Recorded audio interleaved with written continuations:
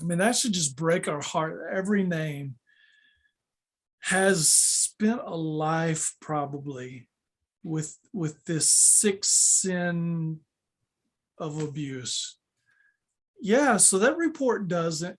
That report, I don't think, can cover the whole scope of abuse because so much of it's hidden. We have no idea where these folks are at that have been abused.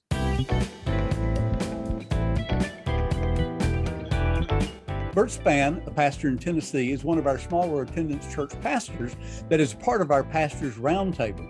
And Bert, I want to give you a quote from one of our pastors that couldn't be here today, but Tony Hicks, who is from Louisiana and pastors there, is part of our roundtable group. And this is what he wrote, referencing this task force report, the sexual abuse task force. He said, "One thing is for sure, this report increased no one's trust level."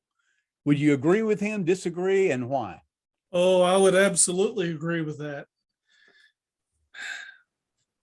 I would say that this whole task force report has covered issues that have been going on for years and years.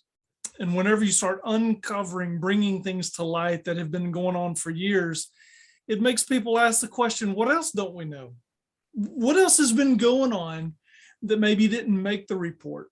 Or what else is going on in the convention that's outside the scope of the report that we also would have problems with if we found out? So I agree. I think this report has lowered the trust level, especially in those leaders who've been appointed to oversee some of the business part of our convention. Julie Royce oftentimes reports on things that are going on within the church and abuses, various things of that sort. And she's reported before about the sexual abuse and sexual abuse task force that was formed. But let me give you a post from her on May 24th. That evening, she reported on Facebook, or she posted on Facebook, this: "There's an old saying about Southern Baptist annual meetings. After all is said and done, more will have been said than will have been done." I'm afraid that is a familiar adage for many of us in Baptist life, if not church life as a rule, that oftentimes we talk a lot about stuff and then don't get things done.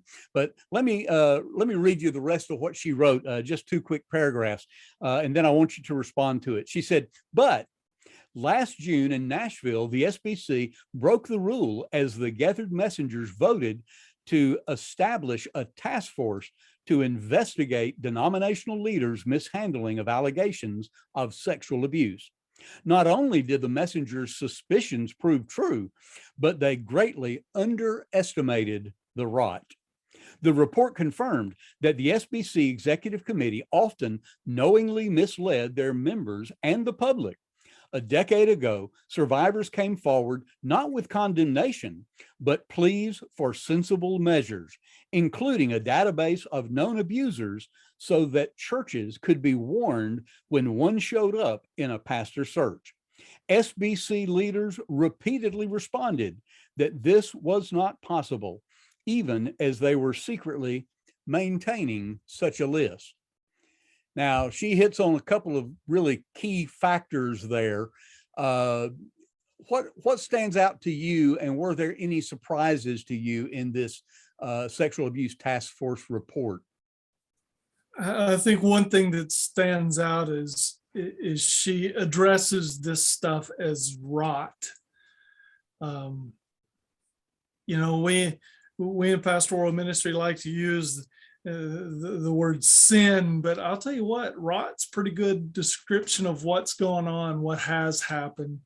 One thing that stands out for me is the allegation against Johnny Hunt. I mean, to me, that was just a bombshell of an allegation, because, you know, he is so revered. How many things do I get in the mail asking me as a pastor to be a part of a conference or so forth?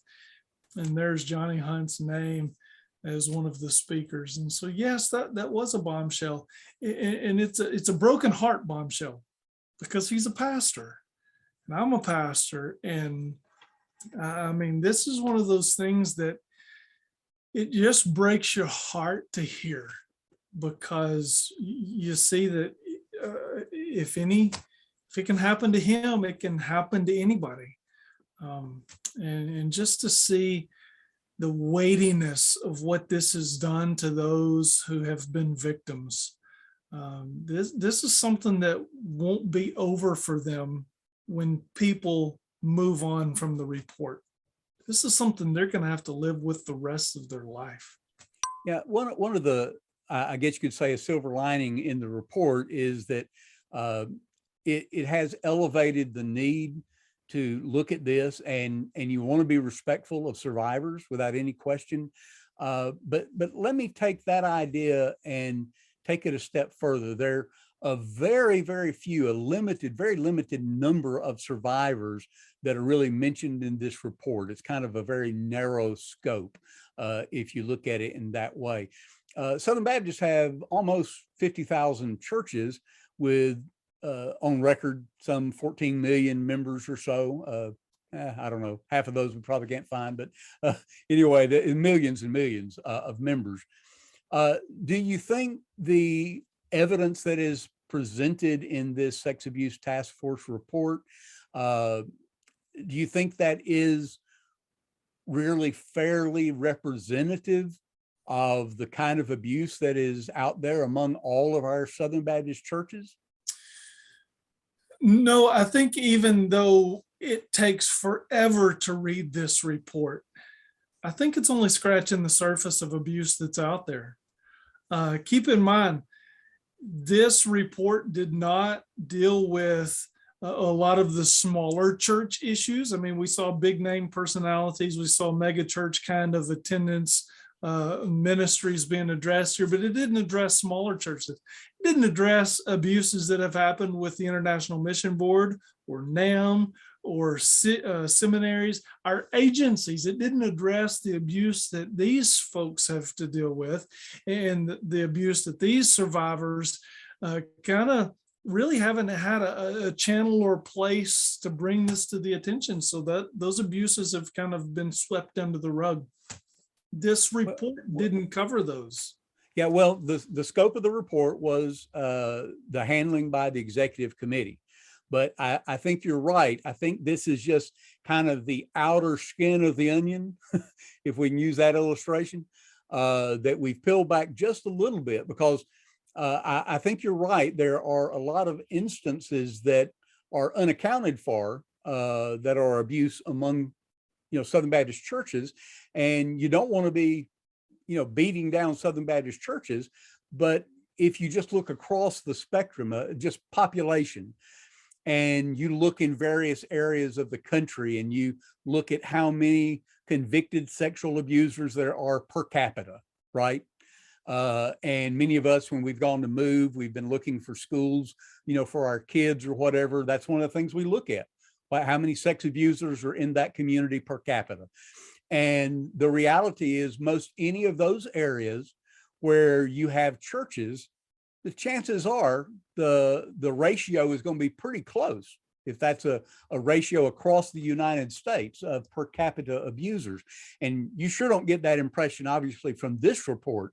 You and I were talking before we started recording about an individual we both know that was convicted of internet pursuit of a child, trying to sexually abuse a child, and was locked up, did prison time. He is on the National Registry for Sex Abusers, and he appears there. Did not find him on this list that they released, which is a whole nother issue. Maybe we can talk about that list in just a moment. But my point here is that probably across the Southern Baptist Convention, there are many of those who are abuse survivors that have been in Southern Baptist churches at some point, and they didn't know anything about the executive committee. They didn't know anything about an association. They didn't know anything about a state convention. They just knew they had gone to that church because they loved the people in that church. And oftentimes that may have been a small church, highly relational, and they loved Grandpa so-and-so until he abused them, until there was something happened. And we've never heard those stories. Even some of those instances that have been reported locally to local individuals and reported to the sheriff or police or whoever, and they have been prosecuted and convicted. We don't know anything about that. But Well, go keep ahead. in mind, you also have to think about the psychology of the abuse victim. They're ready for this to be over with. They don't want to retell the story. They just want it to go away. And so to bring it to another level after they may have already taken it to the church leadership, they've already taken it to the police, they've already taken it to, then to take it to an entity in the SBC, that's just another layer of living through this that they don't want to have to go through, or they don't know to talk to somebody from the executive committee. And so you have to think, how many people out there have not reported these things because of those things that I just mentioned? They don't want to relive it, or they don't even know that this is a resource that could potentially help them. Or the fact that many of these folks with the EC are men. If you've been abused by men in the past, why would you want to go to another group of older men and tell the story to them, taking the risk that maybe they're either in the club or what? You just have to think there's so much not exposed because of the culture of sinful darkness that we've created.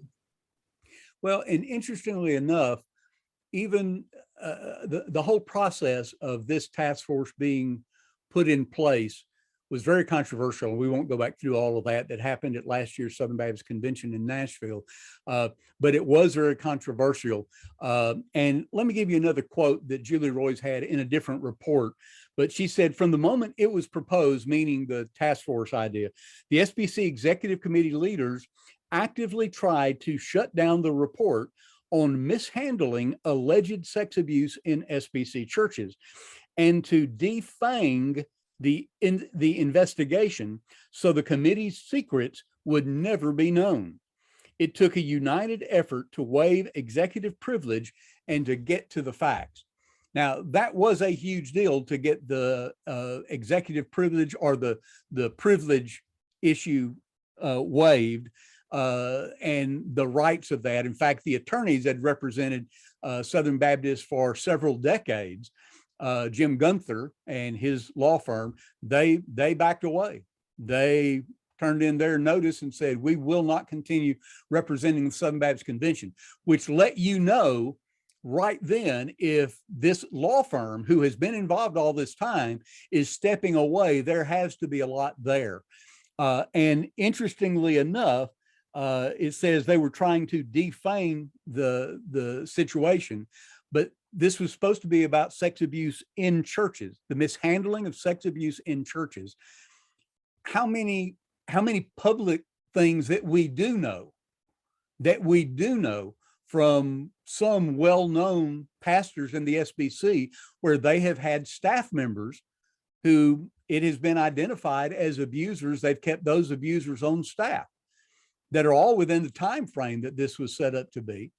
I mean, are things like that of concern that we didn't see any of this reported in this report?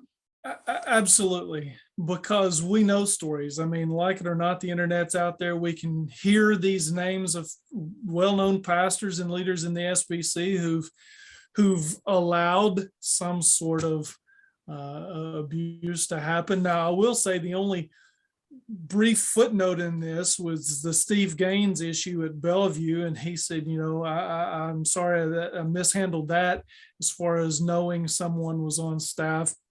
That's the only mention whatsoever, and I'm not trying to throw Steve Gaines under the bus. I'm just saying that's the example that you're speaking of that is just briefly mentioned, but we know of others who are leaders in the convention who had abusers on staff. It's not mentioned in the report, and because we know it, the question is, why isn't it in there? Yeah, it's already public. Yeah. Did they have to hurry this report so much to slide in under the tag, so to speak, to get it in for the convention that they just didn't put this in there? Or was this a concentrated effort to leave some stuff out because some people just didn't want stuff exposed? I don't know. I wasn't a part of the reporting process. Well, but you as a pastor, and that's what I'm wanting to hear is from that local church pastor.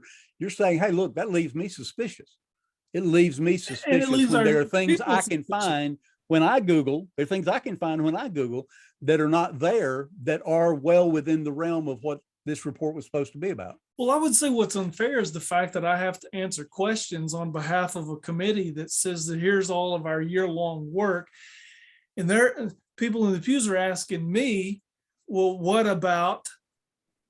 And all I can say is, I don't know. I can't defend their work. I don't know why it's not there. I don't know what to make of all of this. I just don't know. And so, yeah, do a Google search. Do some of the things online that anybody can do within about 5-10 minutes. It's not mentioned in the report. Hey, let me ask you this. It almost seems to me, and this may be totally unfair, but it almost seems to me that Johnny Hunt was the fall guy for a lot of stuff, because now everybody's attention's on Johnny Hunt, and it's off of a lot of the what's the culture of abuse. The culture of abuse needs to be addressed. We just, when the reports talked about, all we think of is Johnny Hunt. Yeah, well, and that's an interesting perspective, thinking that maybe, of course, he's a big name, and that would draw and has drawn a whole lot of attention. And there are many other types of abuses. Now, let me take what you said about just getting on the internet and opening up a search browser, Google or whatever, and doing a search. There's a lot of stuff you can find there. But there has been much discussion among Southern Baptists, especially in some online forums, about this list. And the executive committee came back not too many days after the report was published, and supposedly there was a secret list.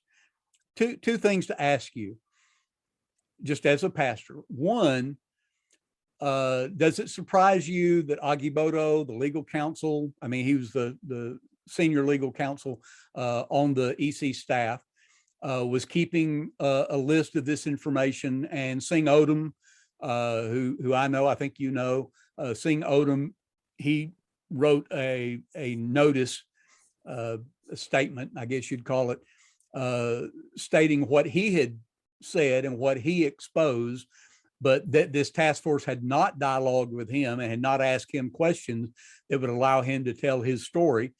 And so, one, that Augie Boto was keeping the list, does that seem out of line? And then two, do you think that list that they eventually published the other day, do you think that list is going to be sufficient for Southern Baptist search committees that are seeking out, hey, is this person we're interviewing possibly on an abuse list? A couple of answers to those questions. One, about Augie Boto. He's an attorney, and attorneys just collect information. They collect tons of information. I understand as a pastor, there are things that I collect. I make notes and I file them away because I need to recollect them later. I can't. Well, and let me just say this real fast. In all fairness, he's the only legal person that was on the staff. Most everybody else, I mean, we hadn't mentioned Ronnie Floyd, but he was big in the report as well. But Ronnie Floyd was a pastor. Singh Odom, who we just mentioned, he was a pastor. Many of the other staff members have been pastors or on staff in churches. So Augie Boto is the only lawyer, the attorney, in what you're saying. Attorneys, they gather tons of information. Right. But go on with what you're saying. When I interrupted, you're saying as a pastor, you gather information. I collect information just because I may need to recollect it later. I cannot speak to Augie Boto's intentions. You have to ask Augie Boto that question. If you've got a burning question, just contact Augie Boto. Because truth be told, I contacted Singh Odom this past week. Well, he's in Tennessee. You're in Tennessee. He's close by. I know Singh Odom. I love Singh Odom, and I wanted to just pray for him because I'm sure all this is making a mess out of his life. And so I had a few minutes to just ask him some questions. If I have questions, just ask somebody. And so I did. And he clarified there on his intentions, there was nothing malicious. It was just taking information he had gathered, giving it to someone who might need it later. Now, again, I'm not trying to defend anybody that was maliciously hiding anything from folks. But from my conversation with Sing Odom, it seems like there was nothing malicious. Unfortunately, we just didn't have a good system of reporting abusers. Now, again, back to the whole list thing. If we're going to hire somebody here, that's on us to do our homework as far as who's coming in here. If I tell you I love you, then I think I should be able to back that up with my actions. Like, it's hard for me to tell our families I love you if I'm not willing to do a background check on the people that I put in front of your kids. The National Registry for the Sex Abuse Registry is much more comprehensive than the list that came out. Now, I do know someone personally that's on that list, and so I went to look and see if their name was on there, and sure enough, it was. I think what that SBC list does is if you find a name that's on the sex registry list, the national one, you can get a few more details about what happened in that case from the list that the SBC has. It's Possibly. Yeah. It's Well, got and it should be, links. well, I was going It's to say, it should be web made links. clear. Yeah. Let me let you explain that in a second, but it should be made clear that prior to publishing that list on the SBC site, you know, the SBC list that had been gathered by Augie Boto, prior to publishing that, the SBC had a link to the National Registry list of sex offenders. So that was the link you found when you went searching. You could find that link. Now that link is not there. As of yesterday, when I checked, I looked, and all you find is this list that's there. So go ahead. What you're saying is, if you're investigating, you're right, the list that they published has some additional links, that kind of thing, but you're not saying that this is going to be well, I don't know, I shouldn't put words in your mouth. I'm saying As the a list that pastor, they if I was publish is not looking, comprehensive. It's not if I was a comprehensive. pastor looking to hire someone, I would not use the SBC as an exclusive list to find out if somebody has a past. It's a great tool, but it's not the only tool to use. And in the sex registry list, I'll go ahead and tell you, that's not the only tool to use either. Do your homework. Google them. It sounds simple. Just Google the person. Look at their social media pages. Do these things to see what kind of character this person is. And I love the autonomy of the Southern Baptist churches. I love our autonomy. But I dare say that if you go back and look at what makes us work, is the same thing that the founders of our Constitution concluded when it talked about this republic that they were putting together. And that is, it works if there's a base of morality. When the morality crumbles, as a country, we will crumble, because our Constitution is based on the fact that we have a conscious moral foundation. I think the independence of our Southern Baptist churches from any sort of hierarchy only works when we have a moral base built on Christ. And when you don't have that moral base, when you're not looking to protect your young, when you're not looking to protect your ladies, when you're not looking, you've got blind spots, then I dare say our autonomy can come back to bite us in the behind, because it assumes you're going to make the right decisions based on Scripture. And so when you don't do your homework, when you don't choose to exclude abusers, when you choose to turn a blind eye, It doesn't work. And so, yes, that which we love is our autonomy. Absolutely must have as its basis the morals we find in Scripture. Now let's go back to the situation with Augie Boto, who is the chief counsel. As an attorney, his job obviously is to protect his client, and in this case, it was his employer as well. He was gathering information, as you said.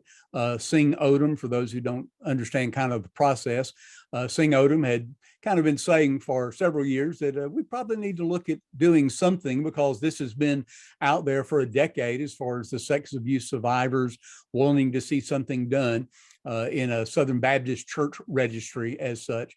Which incidentally, the list, if I understand right, about 50% of the list that they publish now on the SBC website that Boto is keeping were not Southern Baptist churches. And a good number of those that were even in Southern Baptist churches were people who are now deceased. So that kind of lessens the value of that list even more. But the reality is, as an attorney, that was his concern. He's concerned about liability. And I mean, I had seen a template for the letter that was used by the SBC executive committee, sent by Augie Boto as their legal counsel, and then Jim Gunther, that basically stated, because all churches are autonomous, every organization within the SBC is autonomous, and we don't have any authoritative control, I'll call it. I don't think that's the term they use, but we don't have authoritative control over those churches. So we can't be held liable. There's not an ascending, descending liability as such for what happens in a local church.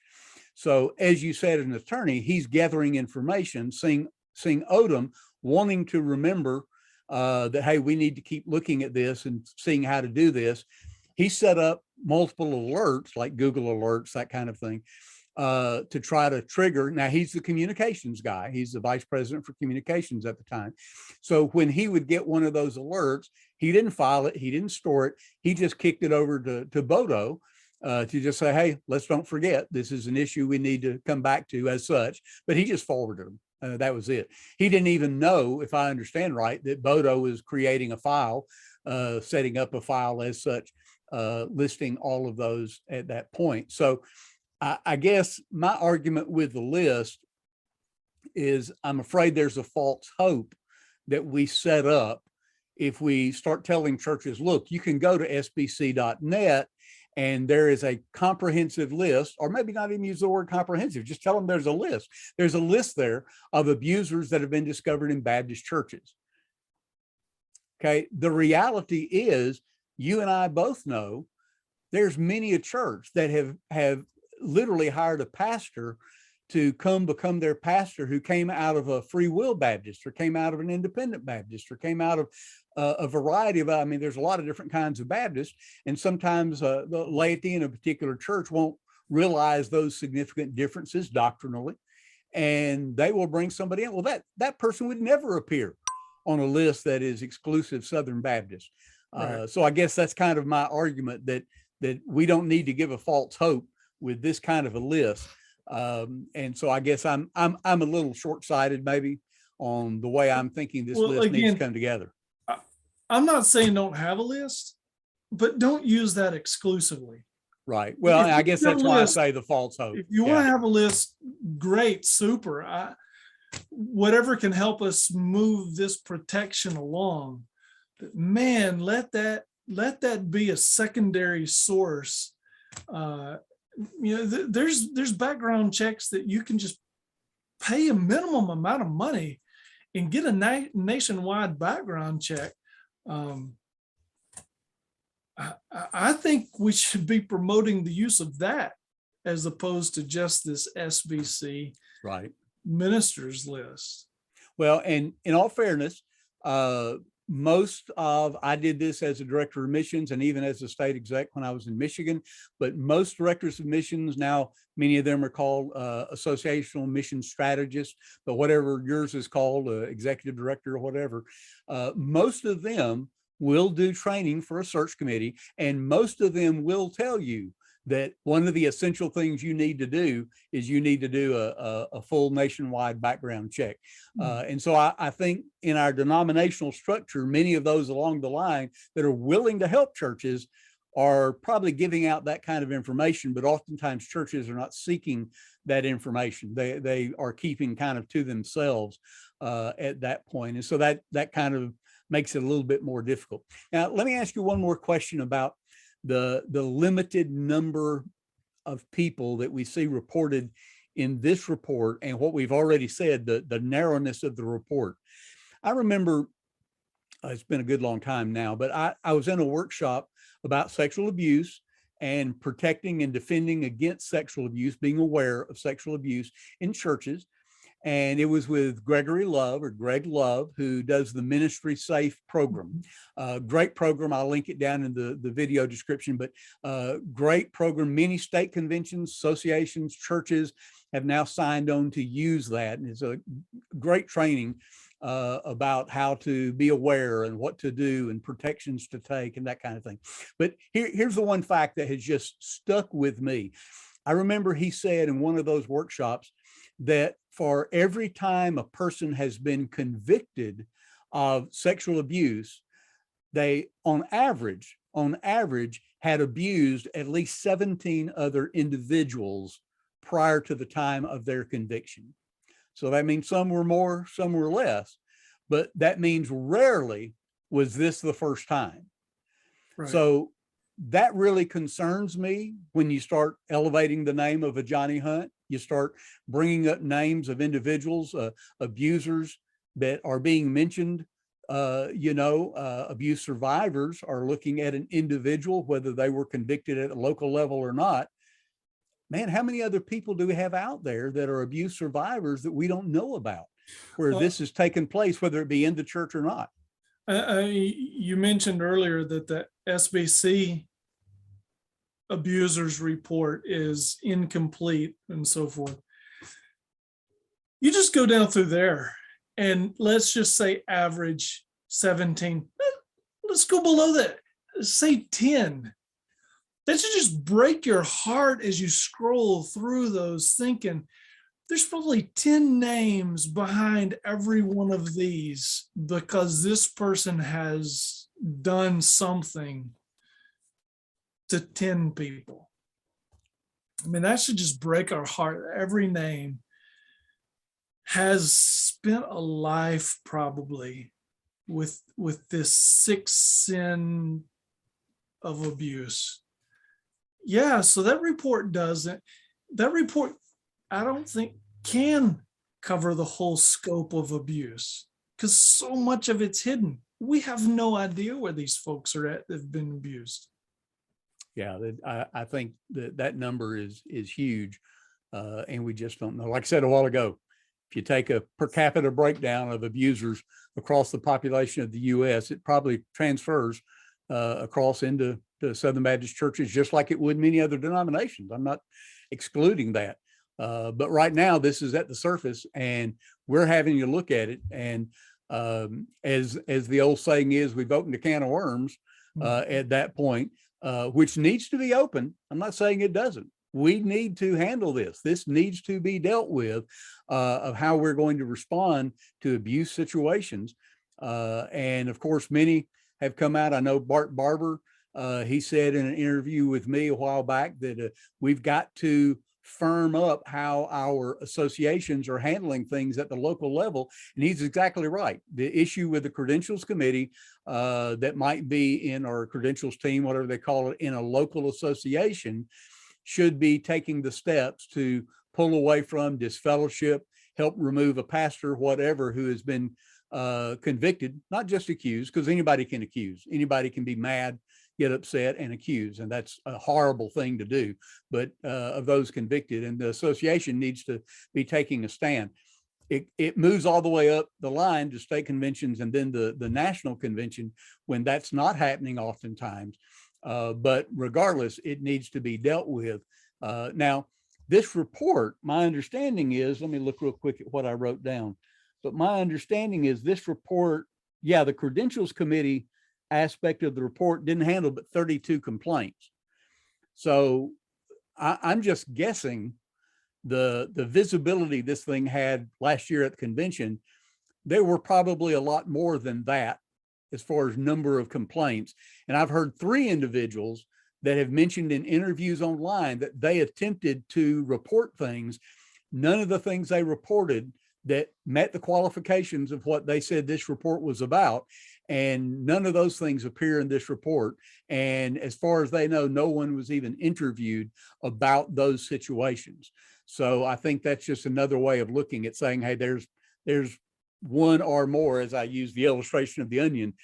We've got that top layer off, but there's multiple layers below that, I think, that is to come, and we need to be seriously looking at. Well, Let me get one final, go ahead. And then I want to ask you one final question. This report, I would say, is as long as a book. If you're going to write a book, it's about as long as a book. For this team to have done their research and write this book over the last couple of months, I think they were asked, this team was asked to do a monumental task. Yeah, agreed. In a teeny tiny time frame. Now, I'm not saying they did a bad job. I'm just saying they probably did as good as they could with what they had as far as time goes. I dare say, let it keep going. The only problem is that it's cost us a fortune to have this team come up with this report. But if you're just scratching the surface, man, what about the follow-up report after this year? What else is there? If we're only interviewing 30-something folks, what about next year? Well, they interviewed more than that, but they only accepted the report of 32 incidents and interviewed people related to that. That's what I understood. And that may be wrong, but I'm just that's thinking, what I understood. Let this stuff keep coming out, man. It's Yeah, time. well, and that's a perfect transition into my final question to you. They published some recommendations, and we're not going to try to list those now. You can find those in the report. But what is your basic, kind of gut response to following through, as you've mentioned, with the recommendations that they're putting forth? Give me, just from a pastor's perspective, in your seat, what is your kind of gut impression about those recommendations and the impact of that moving forward on the SBC, but maybe also just your church and other churches like yours? In a nutshell, I'm thankful that there are some proposals of moving forward with how do we address this. It does show that we're taking the issue serious and that we want to curb this problem of abuse in churches. And we do hear the voice of those who've been abused. What does concern me is just the expense of all of this. Is it going to come from CP dollars? Especially the last part with there being compensation for people who've been abused. Where they set up a compensation fund. Yeah. Right. Does this mean that our church here in Hohenwald is going to have to pay for basically the sins, the transgressions of some minister in Alabama or Mississippi or Oregon? How's that going to work? To what level are we talking about compensation? Because regardless of whatever monetary number you put, it's not going to be enough to get somebody's innocence back. It just isn't. And so how do you measure the price tag?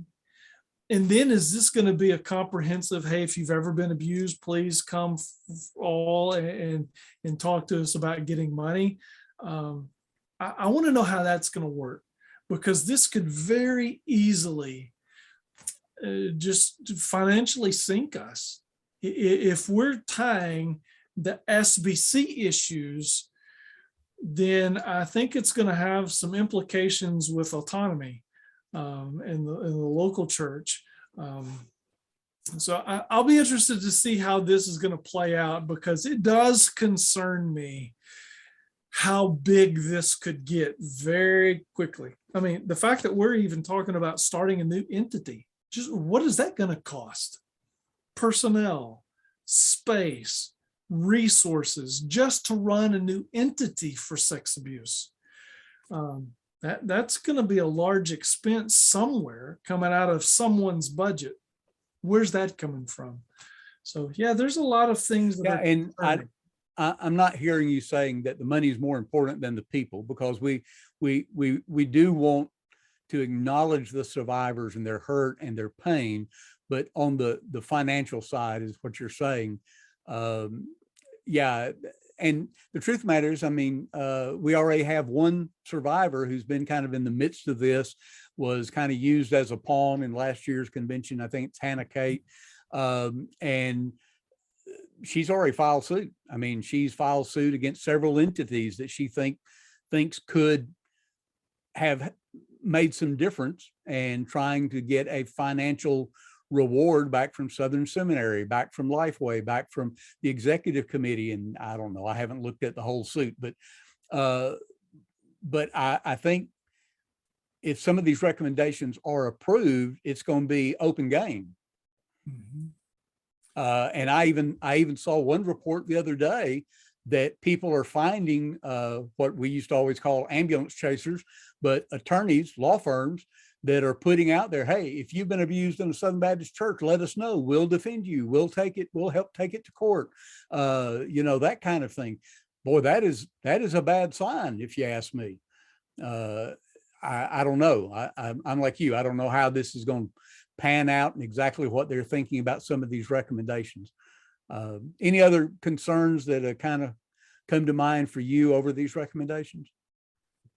Those are the primary ones. What concerns me most is the hearts of our pastors, our leaders, our staff. Man, we've got to get back to a point where we love the Lord our God with all of our heart, and we love others as ourselves, because when we don't, it brings everyone else into our mess. It brings everyone else's money into our mess. It brings everyone else's hurt and pain. We have created this monster because we have misplaced our priorities. So now we have to live with it. We have to deal with what comes. And I just pray that somehow those who've been abused will get the ministry and the love and the care that they need. And for those who were the abusers, I pray that they get the accountability that they need. It is high time for this to be taken serious in the convention. Yeah, I'd agree with you. Let me close with this quote. And I think there is a lot of skepticism that there actually will be change. We're hearing it. There's a lot of factors that go into this, but let me just read this. This was posted on Twitter, I believe. Yep. It's a woman. I don't know if she's a sexual abuse survivor or not. Her handle is to love, honor, and vacuum. But she's former Southern Baptist, and she lives in Canada now. But she posted this on May 24th, and this is what she said. She said, "My quick thoughts on the sexual abuse report from the Southern Baptist Convention's task force. Basically, the leaders sound incredibly callous and smug, and I don't think meaningful change will happen because the institution simply doesn't value women and is invested in protecting those at the top." Your thought? Whew. I think it's time for a new regime. I think many of our leaders at the top need to go. They needed to have gone. Yeah, I don't even want to use the word regime. We don't need another regime, but it seems like that's what we have. Yeah. I think it is high time for new leaders. And I think it's time for some godly leaders. And yes, that implies many of our leadership now are not godly. I think they're doing ungodly things. I think they're hiding ungodly behavior. It is time for men and just in leadership position who will seek the Lord and deal with the issues that come. And it's going to be tough to be a leader in the days ahead, because these are issues that they're going to have to deal with, sweeping up someone else's mess.